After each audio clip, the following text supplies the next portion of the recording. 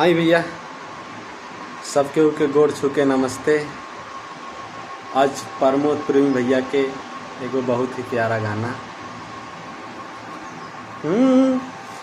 तो हम ना रहब राजा जी आए हाय हाय हाय हाय हम ना रहब राजा जी हम ना रहब राजा जी और रौरे महलिया सवतीन के बोलिया और सवतीन के बोलिया हल लाए राम हो सवतीन के बोलिया हल लाए राम सवतीन के बोलिया हल लाए राम।